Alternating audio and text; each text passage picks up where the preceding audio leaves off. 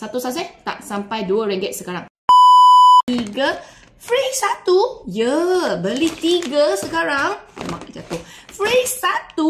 Total you dapat 60 sachet. Sekarang satu saset tak sampai RM2. RM1 lebih aja. So korang hantu kopi yang nak jaga badan, jaga mulut, jaga kesihatan badan, jaga bentuk badan, korang boleh amalkan kopi yang sihat ini.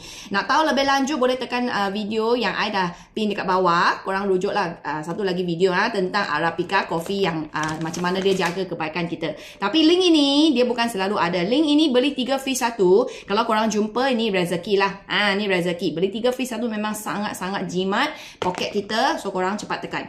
Kalau korang nak campur dengan koko pun boleh. So korang boleh campur dengan koko. So untuk kawan-kawan yang tak minum kopi ataupun tak suka kopi ataupun ada budak-budak nak cari koko yang sihat tanpa gula, tanpa bahan kimia, tanpa creamer, tanpa trans fat, tanpa bahan-bahan yang tak baik untuk badan, korang boleh amalkan koko ataupun kopi ini. Okay? So cara Water Mami untuk minum koko dan kopi ni ialah selepas I makan sarapan, I akan campur satu saset kopi ni masuk dalam 1 liter air normal, air biasa, air bersih.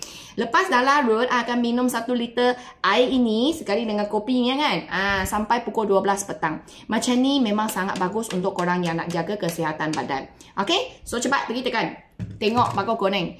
Tengok dia punya harga. Korang mesti akan terkejut. Biasa harga satu pack ni 30 lebih dekat 40 kan. Sekarang satu pack baru 20 lebih. Oh my god. Sangat murah. Satu saset tak sampai RM2 sekarang. Cepat pergi grab. Ini sangat limited Bawah simpan stok sebab ni semua stok baru. Macam pahala, IPKM semua ada.